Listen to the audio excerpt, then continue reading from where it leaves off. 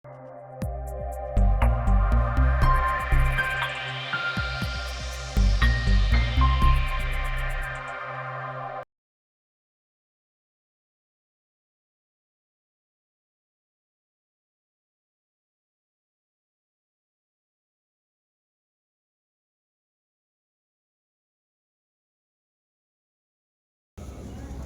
మాది వచ్చేసి financial products అండి.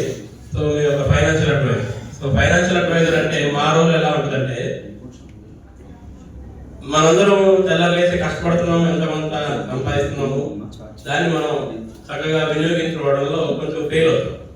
సో మా అడ్వైజర్స్ ద్వారా మీ ఫైనాన్షియల్ యొక్క కెరీర్ చాలా సింప్లిఫై చేయడమే మా యొక్క రోల్ అండి. ఎందుకు ఈ మాట చెప్తున్నాను అంటే, మనం మన ఇన్కమ్ మీద పెట్టినంత దృష్టి మన అసెట్ మీద పెట్టట్లేదు. సో మన ఇన్కమ్ ని మనం అసెట్ గా మార్చుకున్నప్పుడే మనం సక్సెస్ఫుల్ గా లీడ్ చేయగలుగుతాం మన లైఫ్ ని. సో ఎప్పుడైతే మన సంపదగా మారుతుందో అప్పుడే మనం సక్సెస్ అవుతాం మన కెరీర్ లో. సో ఎందుకు అంత అవసరం ఏంటి దాని యొక్క ఇంపార్టెన్స్ ఏంటి అంటే, హ్యూమన్ లైఫ్ స్టైల్ అంతకుముందు ఎలా ఉండేదండి. సో ఎవరు చూసినా అగ్రికల్చర్ ఫార్మింగ్ చేసేవాళ్ళు. సో అగ్రికల్చర్ ఫార్మింగ్ అంటే 2 నెలలు 3 నెలలు హార్డ్ వర్క్ చేయాల్సి ఉంటుంది, తర్వాత దాన్ని మానిటర్ చేసుకోవాల్సి ఉంటుంది.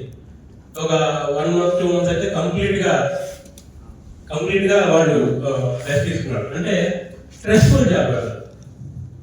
కానీ తర్వాత డేస్ చేంజ్ అవుతున్నప్పుడు ఏమవుతుందంటే, మనం పొద్దున్నే సాయంత్రం కష్టపడ్డా కానీ సరిపోని పరిస్థితి, పొద్దున్నే సాయంత్రం కష్టపడ్డా కానీ సరిపోని పరిస్థితి. అంటే మనం ఎటువంటి స్ట్రెస్ లేని జీవితంలో నుంచి బాగా స్ట్రెస్ఫుల్ లైఫ్ లోకి వెళ్ళిపోతున్నాం.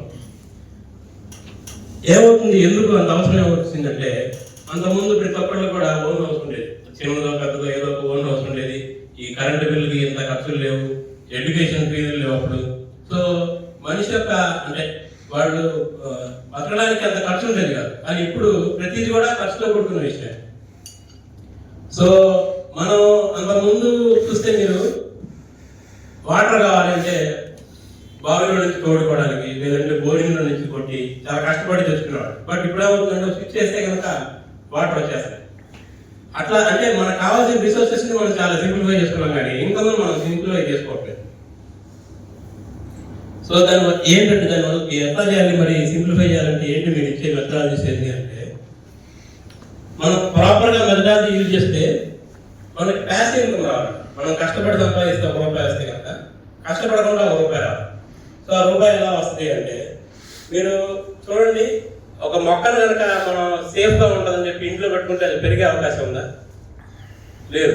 అలాగే మనం సంపాదించిన రూపాయిని కూడా మనం ఇన్వెస్ట్మెంట్ మోడ్ లో కనుక పెడితే మనకు ఒక మంచి ఇన్కమ్ మనం చూడొచ్చు. కానీ మనం ఏం చేస్తామంటే, సేఫ్టీ అనే ఒక పేరుతోటి దాన్ని సేవింగ్ మోడ్ లో పెడతాం. సో సేవింగ్ మోడ్ లో పెడితే ఏమవుతుందండి, మన డబ్బులు భద్రంగా ఉంటాయి కానీ పెరగవు. సో దానివల్ల ఏమవుతుంది, మనం కష్టపడితేనే మనకు ₹1 వస్తుంది, కానీ మనం సేవింగ్ మోడ్ లో ₹1 కూడా తెచ్చుకోలేకపోతున్నాం. సో మనం ఎప్పుడైతే ఇన్వెస్ట్మెంట్ మోడ్ లో కనుక వెళ్తామో మనకి ₹1 రావడానికి అవకాశం ఉంటుందండి. బయట చాలా మంది చూస్తే భవిష్యత్తు కోసం ₹1 దాచుకోవాలని ఒక ఆలోచన ఉంటుంది, కానీ దాన్ని ఒక మంచి ఆప్షన్ ఎంచుకొని దాంట్లో ఇన్వెస్ట్ చేయడం అన్నమాట.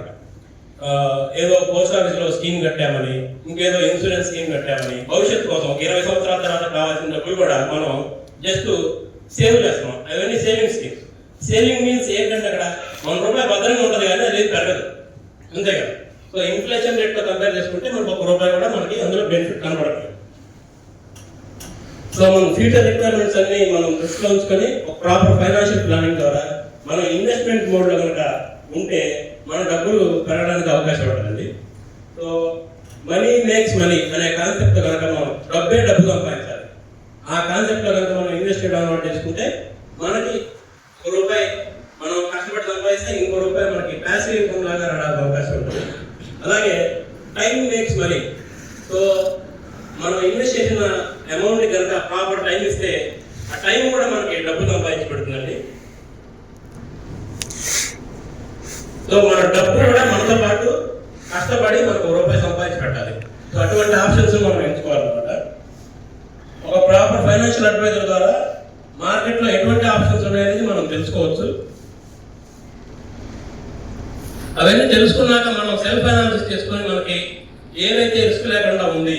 ఎందుకంటే మన ఇన్వెస్ట్మెంట్ పెట్టిన తర్వాత మళ్ళీ దానికి వెళ్ళి మనం యాక్టివ్గా పనిచేస్తామంటే మనం పెట్టి ఉపయోగం లేదు. మనకి ప్యాసివ్గా రావాలి అంటే మనం కష్టపడకుండానే ఆ ఇన్వెస్ట్మెంట్ మోడ్ మనకి డబ్బులు జనరేట్ చేసి పెట్టాలి. అటువంటి ఇన్వెస్ట్మెంట్ మోడ్లో మనం పెట్టాలండి. సో దానికి మ్యూచువల్ ఫండ్ ఎలా మీకు హెల్ప్ అవుతుంది అనేది నా అప్కమింగ్ ఎస్ఓఎంలో మీకు చెప్తాను. సో ఈ 2024లో చాలా మంది చాలా కోరికలు ఆశలతోటి స్టార్ట్ చేసి ఉంటారు. బట్ అవన్నీ ఎన్ని నెరవేరాయో తెలియదు. But end of the year మనం వచ్చేసాము. సో నెక్స్ట్ ఇయర్లోనే మళ్ళీ మనం కలుస్తాం కాబట్టి అందరికీ హ్యాపీ న్యూ ఇయర్ కూడా చెప్తూ ఈ 2025లో ఫైనాన్షియల్ ప్లానింగ్లో మీ ఐడియాలజీని మార్చే విధంగా మీకు మంచి ఎస్ఓఎంని ప్లాన్ చేస్తారని కోరుకుంటూ అందరికీ థ్యాంక్ యూ.